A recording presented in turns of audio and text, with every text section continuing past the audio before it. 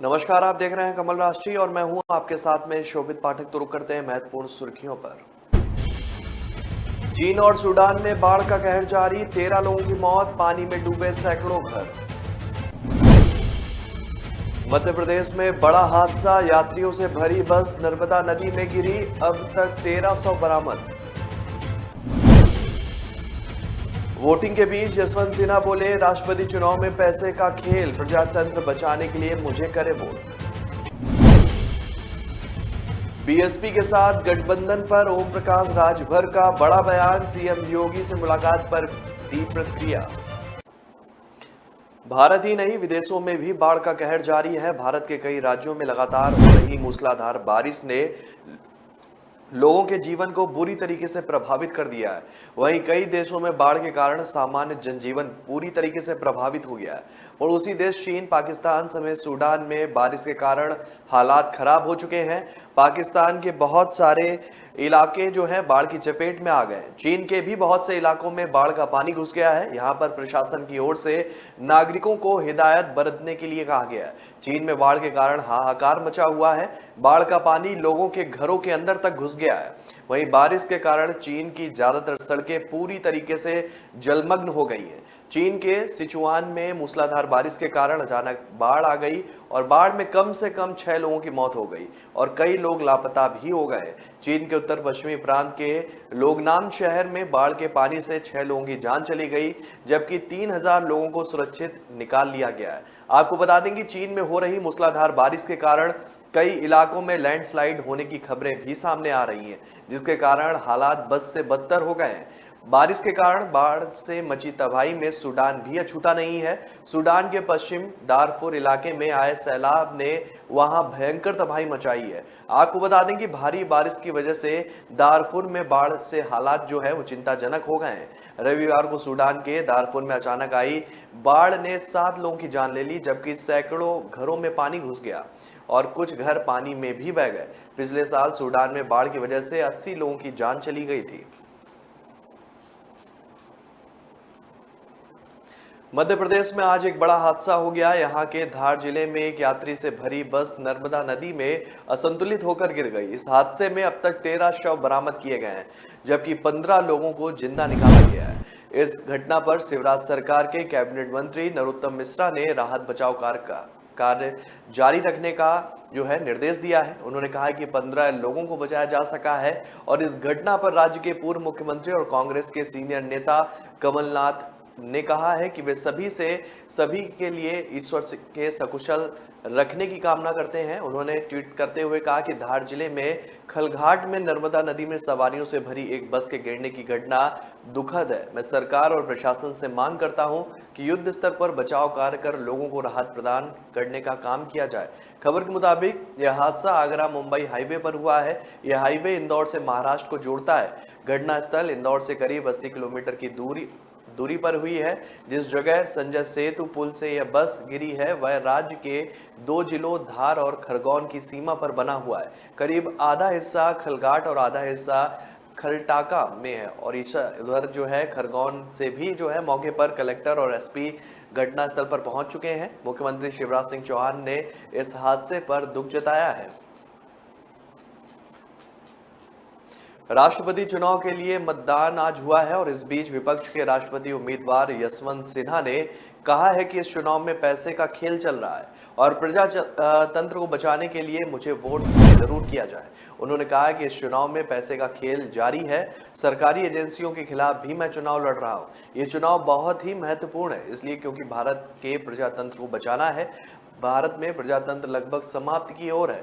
यशवंत सिन्हा यही नहीं रुके। उन्होंने आगे कहा कि मैं सिर्फ राजनीतिक लड़ाई नहीं लड़ रहा बल्कि सरकारी एजेंसियों के खिलाफ भी एक लड़ाई लड़ रहा हूं। वो बहुत ही शक्तिशाली बन गई हैं। ये एजेंसियां पार्टियों को तोड़ने का काम कर रही हैं और लोगों के लिए उनके लिए वोट करने के लिए लोगों को मजबूर कर देती हैं। इसमें पैसे का भी खेल चल रहा है, इसलिए ये चुनाव बहुत महत्वपूर्ण बन गया है। उन्होंने कहा कि ये चुनाव भारत के लोकतंत्र का रास्ता तय करेगा, वो ठहरेगा या फिर खत्म हो जाएगा। उन्होंने सभी मतदाताओं से अपने दिल की बात सुनने की भी इस दौरान अपील की। उन्होंने कहा कि ये एक गुप्त मतदान है और मुझे आशा है कि वो इस बात को समझेंगे और लोकतंत्र को बचाने के लिए मुझे मतदान जरूर करेंगे। यूपी में राष्ट्रपति चुनाव को लेकर समाजवादी पार्टी गठबंधन में शुरू ही बगावत अब थमने का नाम नहीं ले रही है। अब सुभाषपा प्रमुख ओम प्रकाश राजभर ने गठबंधन को लेकर एक बड़ा बयान दिया है, जिसके बाद अब यूपी में नए गठबंधन की अटकलें भी तेज हो गई हैं। आपको बता दें कि रविवार रात सीएम योगी आदित्यनाथ से ओपी राजभर की पार्टी विधायकों के साथ मुलाकात पर यह चर्चा और तेज हो गई। मीडिया से बात करते हुए सुभाषपा प्रमुख ने कहा कि सपा गठबंधन टूटा तो बसपा के साथ हम जा सकते हैं। हम बीजेपी नहीं बल्कि द्रौपदी मुर्मू का समर्थन करते हैं। द्रौपदी मुर्मू अनुसूचित जनजाति से आती हैं और इसलिए हम समर्थन कर रहे हैं। बीजेपी हमसे समर्थन मांग रही है, इसलिए हम उसके साथ हैं। मुझे सीएम योगी आदित्यनाथ ने फोन करके बुलाया था, इसलिए मैं वहां पर गया था। वहीं उन्होंने राष्ट्रपति चुनाव में वोट देने के बाद मीडिया से भी बात की, जिसमें सुभाषपा प्रमुख ने कहा कि वो अपनी अंतरात्मा से नहीं, अपनी आत्मा से वोट देते हैं। आज द्रौपदी मुर्मू को वोट दिया है। रविवार को रात हम पार्टी विधायकों के साथ सीएम योगी आदित्यनाथ से मिलने गए थे। आपको बता दें कि सपा और सुभाषपा के बीच राजनीतिक खटपट बढ़ती जा रही है। ओपी राजभर अखिलेश यादव द्वारा नजरअंदाज किए जाने से नाराज बताए जा रहे हैं। वहीं अखिलेश यादव ने उनके गठबंधन तोड़ने पर कहा है कि जिन पार्टी को जो फैसला लेना है वो ले सकते हैं। तो ब्रेक पर जाने से पहले रुक करते हैं महत्वपूर्ण सुर्खियों पर। चीन और सूडान में बाढ़ का कहर जारी, 13 लोगों की मौत, पानी में डूबे सैकड़ों घर। मध्य प्रदेश में बड़ा हादसा, यात्रियों से भरी बस नर्मदा नदी में गिरी, अब तक 1300 बरामद। वोटिंग के बीच यशवंत सिन्हा बोले, राष्ट्रपति चुनाव में पैसे का खेल, प्रजातंत्र बचाने के लिए मुझे करे वोट। बीएसपी के साथ गठबंधन पर ओम प्रकाश राजभर का बड़ा बयान, सीएम योगी से मुलाकात पर दी प्रतिक्रिया।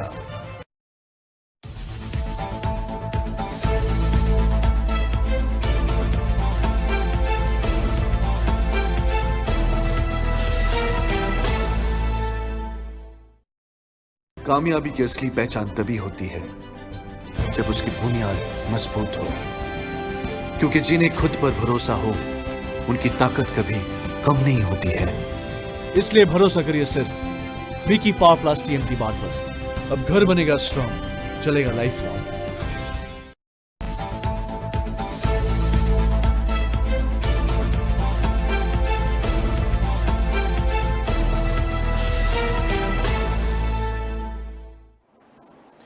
ब्रेक के बाद फिर स्वागत है आपका। रुक करते हैं आगे की महत्वपूर्ण खबरों पर। राष्ट्रपति चुनाव को लेकर आज मतदान हुआ। यूपी विधानसभा में भी इसके लिए मतदान हुआ। इस बीच बहुजन समाज पार्टी सुप्रीमो मायावती ने राष्ट्रपति चुनाव को लेकर ट्वीट भी किया और सभी लोगों से अपनी अंतरात्मा के आधार पर वोट करने की अपील की। मायावती ने आगे कहा कि बीएसपी ने ही सबसे पहले द्रौपदी मुर्मू को समर्थन देने का ऐलान किया था। मायावती ने सोमवार को अपने आधिकारिक ट्विटर हैंडल से ट्वीट किया और कहा कि बीएसपी ने दलगत राजनीति से ऊपर उठकर तथा पार्टी व मूवमेंट की सोच के मुताबिक ही आदिवासी समाज की महिला द्रौपदी मुर्मू को राष्ट्रपति पद के लिए सबसे पहले अपना समर्थन देने की घोषणा की। कमजोर वर्गों के अन्य लोगों से भी उन्हें आज अपनी अंतरात्मा के आधार पर वोट देने की अपील की। दरअसल एनडीए ने जब द्रौपदी मुर्मू को राष्ट्रपति पद का उम्मीदवार घोषित किया तो मायावती ने ही सबसे पहले उन्हें समर्थन देने का ऐलान किया था। उन्होंने द्रौपदी मुर्मू को समर्थन देते हुए कहा कि सिर्फ अनुसूचित जनजाति की महिला होने की वजह से ही उनकी पार्टी ने मुर्मू को राष्ट्रपति चुनाव के लिए समर्थन देने का ऐलान किया। इसे सत्ताधारी बीजेपी या एनडीए की हिमायत के तौर पर नहीं देखना चाहिए। इसके साथ ही उन्होंने कहा कि बसपा ने यह फैसला स्वतंत्र होकर लिया है, ये न सत्ता पक्ष के समर्थन में है और न विपक्ष के खिलाफ। आपको बता दें कि राष्ट्रपति चुनाव के लिए आज सुबह 10 बजे से वोटिंग शुरू हुई थी, जो शाम 5 बजे तक चलेगी। देश के राष्ट्रपति चुनाव की प्रक्रिया संसद और सभी राज्यों की विधानसभा में चल रही है, जहां सभी विधायक लोकसभा और राज्यसभा के सांसद मतदान करेंगे। 21 जुलाई को मतगणना होगी, जिसके बाद पता चलेगा कि देश का 15वां राष्ट्रपति कौन होगा। पाकिस्तान के पंजाब उपचुनाव में पूर्व प्रधानमंत्री इमरान खान की पार्टी ने बड़ी जीत हासिल की है। इमरान खान की पाकिस्तान तहरीक-ए-इंसाफ पार्टी ने रविवार को पंजाब के असेंबली उपचुनाव में वर्तमान प्रधानमंत्री शहबाज शरीफ को करारा झटका देते हुए क्लीन स्वीप कर दिया। तत्कालीन प्रधानमंत्री इमरान खान को अप्रैल में अपदस्थ किए जाने के बाद से उनकी पार्टी पीटीआई और प्रधानमंत्री शहबाज शरीफ की पार्टी पाकिस्तान मुस्लिम लीग नवाज के बीच यह पहला प्रमुख चुनावी मुकाबला था। इमरान खान की पार्टी पीटीआई ने 15 सीटों पर कब्जा जमाने में कामयाबी हासिल की, जबकि पाकिस्तान मुस्लिम लीग नवाज को 4 सीटों पर जीत मिली। वहीं एक सीट निर्दलीय के खाते में भी गई है। पाकिस्तान में इमरान खान को प्रधानमंत्री पद से अप्रैल में अपदस्थ कर दिया गया था। पाकिस्तान के प्रधानमंत्री पद से इमरान खान के हटने के बाद उनकी पाकिस्तान तहरीक इंसाफ और प्रधानमंत्री शहबाज शरीफ की पार्टी पाकिस्तान मुस्लिम लीग नवाज के बीच यह पहला और काफी अहम चुनावी मुकाबला था। आपको बता दें कि प्रधानमंत्री शहबाज शरीफ के बेटे मुख्यमंत्री हमजा शहबाज अपना पद खोने वाले हैं। पीटीआई के संयुक्त उम्मीदवार चौधरी परवेज इलाही के राजनीतिक रूप से महत्वपूर्ण प्रांत पंजाब के नए मुख्यमंत्री बनने की संभावना है। पाकिस्तान के पंजाब प्रांत के मुख्यमंत्री पद के लिए चुनाव 22 जुलाई को पाकिस्तान सुप्रीम कोर्ट के आदेश पर होगा। पाकिस्तान के पूर्व प्रधानमंत्री और पीटीआई के प्रमुख इमरान खान अपने कार्यकर्ताओं और मतदाताओं का उन्होंने शुक्रिया किया। उन्होंने कहा कि मैं पीटीआई कार्यकर्ताओं और पंजाब के मतदाताओं को धन्यवाद देना चाहता हूं कि उन्होंने न केवल पीएमएलएन उम्मीदवारों को बल्कि पूरे राज्य तंत्र को हराया है। इसके साथ ही उन्होंने अपने सहयोगी दलों को भी धन्यवाद दिया। राष्ट्रपति चुनाव में वोटिंग के दौरान बीजेपी के दावे और ओम प्रकाश राजभर को लेकर अखिलेश यादव ने एक बड़ा बयान दिया है। समाजवादी पार्टी प्रमुख ने सोमवार को चुनाव में वोट डालकर जब निकल रहे थे तो उन्होंने मीडिया से बात की। इस दौरान उन्होंने बढ़ती महंगाई, दुग्ध के उत्पादों पर बढ़ाए गए जीएसटी और प्रधानमंत्री नरेंद्र मोदी के रेवड़ी वाले बयान पर भी प्रतिक्रिया दी। सपा प्रमुख ने बीजेपी के दावे पर कहा है कि अगर एसपी के विधायक बीजेपी के संपर्क में हैं तो बीजेपी उनकी लिस्ट जारी करे। बीजेपी से ज्यादा अच्छा गुमराह करना वो किसी को नहीं आता है। बीजेपी के चरित्र को सब कोई जानता है। मैं यशवंत सिन्हा के लिए वोट डालने जा रहा हूं। हालांकि राष्ट्रपति चुनाव में वोटिंग से पहले बीजेपी ने दावा किया था जिसमें बताया गया था कि सपा के 25 में से 30 विधायक वो बीजेपी के संपर्क में है। वहीं सुभाषपा प्रमुख ओम प्रकाश राजभर के गठबंधन तोड़ने पर सपा प्रमुख ने कहा कि जिस पार्टी का जो फैसला जिसे लेना है वो ले सकते हैं। इससे पहले रविवार को सुभाषपा प्रमुख ने कहा था कि सपा गठबंधन टूटा तो बसपा के साथ हम जा सकते हैं। हम बीजेपी नहीं बल्कि द्रौपदी मुर्मू का समर्थन कर रहे हैं। और इसी दौरान अखिलेश यादव ने दुग्ध उत्पादों की कीमत बढ़ने पर ट्वीट कर कहा कि आज से आटा, दही, पनीर से लेकर ब्लेड, शार्पनर, एलईडी, इलाज, सफर सब पर जीएसटी की जो मार आम जनता पर पड़ी है उससे दुखी होकर जीएसटी का एक नया भाव अर्थ सामने आया है। गई सारी तनख्वाह पीएम के रेवड़ी वाले बयान पर उन्होंने कहा कि रेवड़ी की परिभाषा क्या है, बीजेपी को बताना चाहिए। रेवड़ी क्या है, जनता को फ्री बिजली देना चाहिए। राष्ट्रपति चुनाव को लेकर सोमवार को वोटिंग आज चल रही है और ये वोट यूपी में विधानसभा में भी डाले जा रहे हैं। वोटिंग से पहले समाजवादी पार्टी ने पार्टी विधायकों के लिए व्हिप जारी किया। इसकी जानकारी विधानसभा में पार्टी के मुख्य सचेतक मनोज पांडे ने दी है। उन्होंने कहा कि राष्ट्रपति चुनाव के लिए पार्टी ने व्हिप जारी किया है। मुख्य सचेतक ने बताया कि राष्ट्रपति चुनाव के लिए पार्टी ने व्हिप जारी किया है। इसकी व्यवस्था है और इसलिए व्हिप जारी किया गया है। सभी विधायकों को कहा गया है कि वह पार्टी के उम्मीदवार यशवंत सिन्हा को वोट करें। पार्टी ने शिवपाल सिंह यादव को भी व्हिप की कॉपी भेजी है और कहा है कि जो इसका पालन नहीं करेगा उसके खिलाफ पार्टी उचित कार्रवाई करेगी। दरअसल ये व्हिप की बात तब सामने आई जब बीजेपी ने वोटिंग से पहले एक बड़ा दावा किया। सूत्रों की माने तो बीजेपी ने दावा करते हुए कहा कि सपा के 25 से 30 विधायक वो बीजेपी के संपर्क में हैं। वे एनडीए की उम्मीदवार द्रौपदी मुर्मू को वोट करेंगे। वहीं शिवपाल सिंह यादव ने पहले ही एनडीए प्रत्याशी द्रौपदी मुर्मू को वोट देने की बात कही। वहीं सपा विधायक अखिलेश यादव को एक पत्र भी लिखा है जिसमें उन्होंने सपा संरक्षक मुलायम सिंह यादव को आईएसआई का एजेंट बताने वाले को वोट नहीं देने की भी अपील की है।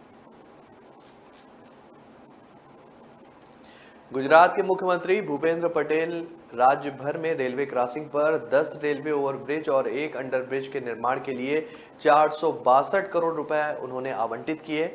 मुख्यमंत्री ने कहा कि चूंकि राज्य क्रॉसिंग मुक्त होने की ओर बढ़ रहा है और इसलिए जूनागढ़ नगर निगम क्षेत्र में 1 नगर निगम क्षेत्र रेलवे क्रॉसिंग, 9 नगर पालिकाओं और 1 अंडरब्रिज पर फ्लाईओवर का निर्माण किया जाएगा।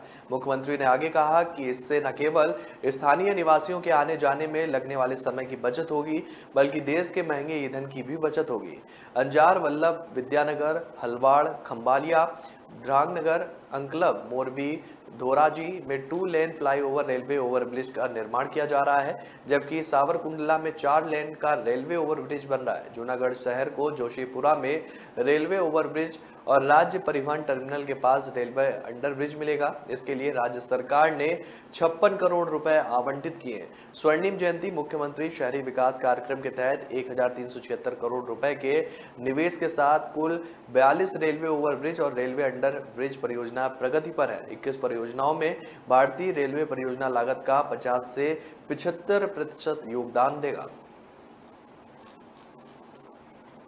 तो ब्रेक पर जाने से पहले रुक करते हैं महत्वपूर्ण सुर्खियों पर।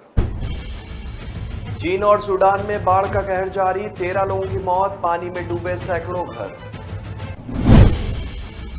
मध्य प्रदेश में बड़ा हादसा, यात्रियों से भरी बस नर्मदा नदी में गिरी, अब तक 1300 बरामद।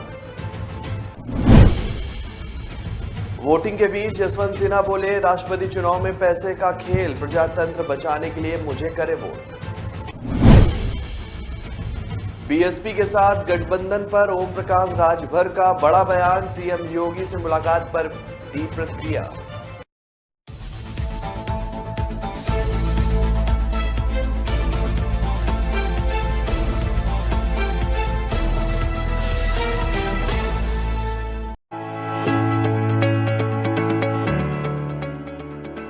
आजादी के अमृत काल में देश ने 200 करोड़ वैक्सीन डोज का असाधारण लक्ष्य प्राप्त कर आजादी के 75 साल के महोत्सव को यादगार बना दिया है। 200 करोड़ वैक्सीन डोज सिर्फ एक आंकड़ा नहीं है, ये भारत के सामर्थ्य का प्रतिबिंब है, इतिहास के नए अध्याय की रचना है। ये कुशल नेतृत्व और हम भारतीयों के संकल्प की सिद्धि है। भारत का वैक्सीनेशन अभियान सबका साथ, सबका विकास, सबका विश्वास और सबका प्रयास का सबसे जीवंत उदाहरण है। गरीब, अमीर, गांव, शहर, दूर सुदूर, देश का एक ही मंत्र रहा कि अगर बीमारी भेदभाव नहीं करती तो वैक्सीन में भी भेदभाव नहीं हो सकता। ये अवसर सिर्फ 200 करोड़ टीकाकरण के जश्न का नहीं है, ये जश्न है आत्मनिर्भर होते भारत का।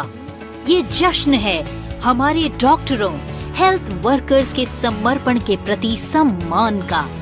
ये जश्न है हमारे वैज्ञानिकों और वैक्सीन उत्पादन में लगे कर्मवीरों को आभार जताने का।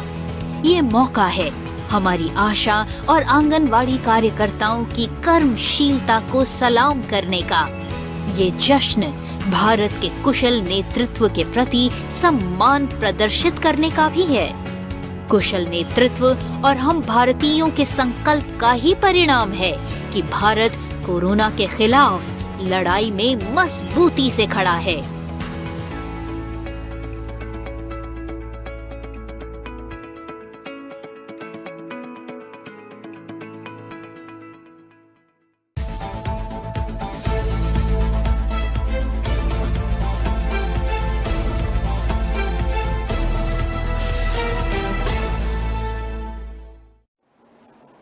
ब्रेक के बाद फिर स्वागत है आपका। रुक करते हैं आगे की खबरों पर।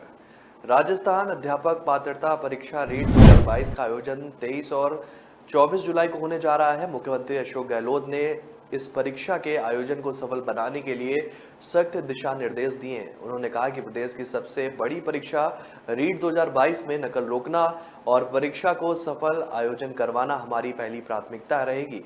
राजस्थान में दिन प्रतिदिन नकल गिरोह और पेपर लीक करवाने लोग सामने आ रहे हैं, इसलिए सरकार के द्वारा अब और भी कड़े नियम बनाए गए हैं, जिसके तहत बहुत सी चीजों में बदलाव किया गया है। रीट परीक्षा में शामिल होने वाले परीक्षार्थियों को 6 दिन मुफ्त में परिवहन की सुविधा भी मिलेगी। 23 और 24 जुलाई के 2 दिन पहले और 2 दिन बाद निःशुल्क परिवहन व्यवस्था उपलब्ध रहेगी। रीट परीक्षा में करीब करीब 16 लाख अभ्यर्थी भाग लेंगे। रीट परीक्षार्थियों की एग्जाम सीट और एग्जाम डेट की डिटेल जारी कर दी गई है। अब परीक्षार्थियों के एडमिट कार्ड कुछ दिनों में जारी कर दिए जाएंगे। रीट पेपर 1 की परीक्षा सुबह 10 बजे से दोपहर 12:30 बजे तक और रीट पेपर 2 की परीक्षा जो है वो 3 से 5:30 बजे तक आयोजित की जाएगी। कक्षा 6 से 8 तक के लिए जो है रीट लेवल 2 की परीक्षा होगी, जबकि कक्षा 1 से 5 तक के लिए रीट लेवल 1 की परीक्षा की जाएगी। एडमिट कार्ड जारी होने के इंतजार के बीच राजस्थान बोर्ड ने रीट परीक्षा 2022 की संशोधित विज्ञप्ति भी जारी कर दी है। नई विज्ञप्ति में पुलिस जो है और अन्य जांच के लिए रीट अभ्यर्थियों से 2 घंटे पहले परीक्षा केंद्र पहुंचने के लिए भी कहा गया है। किसान नेता राकेश टिकैत 3 दिवसीय दौरे पर सोमवार को बिहार पहुंचे हैं। पटना आने के बाद से ही सोमवार को जो है राकेश टिकैत ने खास बातचीत जो है पत्रकारों से की। इस दौरान राकेश टिकैत ने उपराष्ट्रपति पद के उम्मीदवार जगदीप धनखड़ और एमएसपी को लेकर बड़ी बात कह दी। जगदीप धनखड़ को उपराष्ट्रपति पद के उम्मीदवार बनाए जाने को लेकर टिकैत ने कहा कि मैं राजनीतिक दल से जुड़ा नहीं हूं और ना ही राजनीतिक दलों से कोई भी लेना देना है। धनखड़ के लिए अलग अलग दलों से बात नहीं करूंगा और ना ही सपोर्ट करने के लिए कहूंगा। राकेश टिकैत ने कहा कि मेरे किसान आंदोलन की देन है कि किसान के बेटे को उपराष्ट्रपति पद के लिए बीजेपी ने उम्मीदवार बनाया है। जगदीप जहां जाएंगे कहेंगे कि किसान का बेटा हूं। किसान शब्द से बीजेपी डरी हुई है। एमएसपी गारंटी कानून का ऐलान भी केंद्र सरकार करे, नहीं तो फिर से आंदोलन करना पड़ेगा। उन्होंने कहा कि जगदीप धनखड़ को उपराष्ट्रपति पद के लिए उम्मीदवार बनाने से राजस्थान विधानसभा चुनाव में बीजेपी को फायदा होगा या नहीं, यह समय बताएगा। मैं तो भविष्य में किसी भी राजनीतिक दल में नहीं जाऊंगा, ना ही अपना राजनीतिक दल बनाऊंगा। सड़क पर किसानों के लिए लड़ाई मैं लड़ता रहूंगा, आंदोलन करता रहूंगा। बिहार दौरे पर पटना पहुंचे राकेश टिकैत ने कहा कि यहां किसान परेशान है, सरकार मदद नहीं कर रही है। मंडी सिस्टम बिहार में पूरी तरीके से खत्म कर दिया गया है। 25 से ज्यादा जिले सूखे की चपेट में। किसानों के बीच में बिहार में जाऊंगा और 3 दिन तक बिहार में किसानों से बातचीत भी करूंगा और उनकी समस्याओं को दूर करने का प्रयास भी करूंगा। महाराष्ट्र में बीजेपी की अल्पसंख्यक महिला मोर्चा की प्रमुख सुल्ताना खान पर हमला हुआ है। रविवार रात करीब 11 बजे मुंबई से सटे मीरा रोड इलाके में 2 अज्ञात शख्स ने बीजेपी के अल्पसंख्यक महिला प्रदेश अध्यक्ष सुल्ताना खान पर हमला बोल दिया। यह हमला उस वक्त हुआ जब वो अपने पति के साथ किसी डॉक्टर से मिलने जा रही थी। घायल बीजेपी नेता के पति के मुताबिक रात करीब 11 बजे जब वो अपनी पत्नी के साथ किसी डॉक्टर से मिलने जा रही थी, उसी दौरान मीरा रोड इलाके में 2 बाइक सवार बदमाशों ने हमला कर दिया। घायल बीजेपी नेता के पति ने बताया कि जब वो डॉक्टर के पास मिलने जा रहे थे, इसी दौरान मीरा रोड इलाके में 2 बार जो है 2 बाइक सवार बदमाश आकर गाड़ी के सामने अपनी बाइक खड़ी कर देते हैं और उसके बाद गाली गलौज करना शुरू कर देते हैं। पत्नी सुल्ताना समीर खान पर धारदार हथियार से हमला भी करते हैं। मीरा रोड इलाके में बीजेपी की अल्पसंख्यक महिला प्रदेश अध्यक्ष सुल्ताना खान पर हमले करने के बाद बाइक सवार बदमाश फरार हो गया है और इस हमले में सुल्ताना खान घायल हो गई है। पति के शोर मचाने के बाद आसपास के लोग वहां जमा हुए और फिर पुलिस को बुलाया गया। पुलिस की मदद से घायल बीजेपी नेता सुल्ताना खान को नजदीक के इंदिरा गांधी अस्पताल में इलाज के लिए भर्ती कराया गया है। वहीं इंदिरा गांधी अस्पताल अस्पताल पहुंची पुलिस ने जाकर डॉक्टरों से भी बात की है। पुलिस के मुताबिक घटना के बाद पीड़िता काफी डरी हुई है और स्टेटमेंट देने की हालत में नहीं है। पीड़ित के पति ने पुलिस से कहा है कि वो आज अपना स्टेटमेंट रिकॉर्ड करवाएंगी। पुलिस की माने तो स्टेटमेंट रिकॉर्ड करने के बाद ही आरोपियों पर कार्रवाई की जाएगी। भारत के कई राज्यों में इन दिनों बारिश के कारण बाढ़ का प्रकोप भी जारी है और इसमें महाराष्ट्र, मध्य प्रदेश, गुजरात, राजस्थान, केरल, असम शामिल है। इसके अलावा देश के कई हिस्सों में मूसलाधार बारिश के जैसे हालात भी पैदा हो गए हैं। जम्मू कश्मीर में भी भारी बारिश के कारण हालात बिगड़ते जा रहे हैं। यहाँ लगातार हो रही बारिश के कारण नदियों का जल स्तर काफी बढ़ गया है, जिस कारण दुर्घटना के कई मामले भी सामने आ चुके हैं। ताजा मामला जम्मू कश्मीर के पुंछ से सामने आया है, जहां नदी में फंसे 2 युवकों को सेना के जवानों ने बचा लिया। अचानक नदी का बहाव तेज हो गया, जिसमें दोनों फंस गए। दरअसल भारी बारिश के कारण पुंछ की बेतार नदी में अचानक आए उफान के कारण 2 युवक नदी की तेज धार में फंस गए। पुंछ में तैनात सेना की दुर्गा बटालियन के जवानों को जैसे ही इस सूचना दी गई, उन्होंने युवक को बचाने के लिए रेस्क्यू ऑपरेशन भी शुरू कर दिया। सेना के जवानों ने काफी मशक्कत के बाद आखिरकार दोनों युवकों को नदी से बाहर निकालने में सफलता हासिल की। सेना के अधिकारियों ने बताया कि काफी देर तक पानी के तेज बहाव में फंसे होने की वजह से दोनों युवकों की तबीयत बिगड़ने लगी, लिहाजा दोनों को अस्पताल में भर्ती कराना पड़ा, जहां पर अब वो स्वस्थ हैं।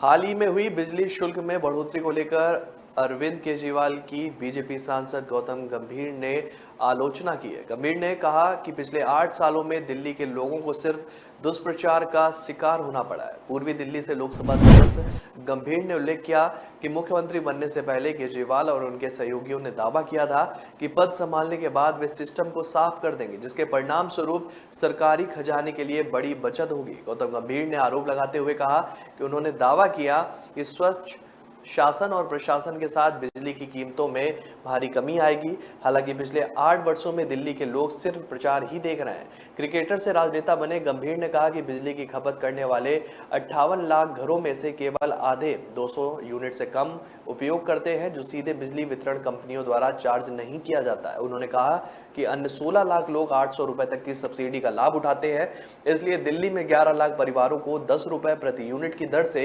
बिजली का भुगतान करना पड़ता है, जो पूरे देश में सबसे अधिक है। गौतम गंभीर ने एक साथ कई ट्वीट भी किए और केजरीवाल सरकार पर लोगों को लूटने का भी आरोप लगाया। गौतम गंभीर ने ट्वीट कर कहा कि पिछले 7 सालों में बिजली कंपनियों की कमाई में कोई भी कमी नहीं आई है। कंपनियां दिल्ली से हर साल 20,000 करोड़ रुपए कमाती हैं। 20,000 करोड़ में से 16,000 करोड़ का भुगतान दिल्ली के 11 लाख परिवारों की कमर तोड़कर किया जाता है, जो 10 रुपए यूनिट देते हैं, पूरे देश में सबसे ज्यादा है। उन्होंने आगे कहा कि बाकी 4,000 करोड़ का भुगतान दिल्ली सरकार करती है। ये पैसा आम आदमी पार्टी अपने फंड से नहीं देती है, दिल्ली के टैक्स पेयर देते हैं। पिछले 7 सालों में सब्सिडी के नाम पर दिल्ली सरकार ने गरीब जनता के 28,000 करोड़ कंपनियों को दिए हैं। तो फिलहाल इस बुलेटिन में मेरे साथ इतना ही। आगे की खबरों के लिए बने रहिए कमल राष्ट्रीय के साथ। तब तक के लिए नमस्कार।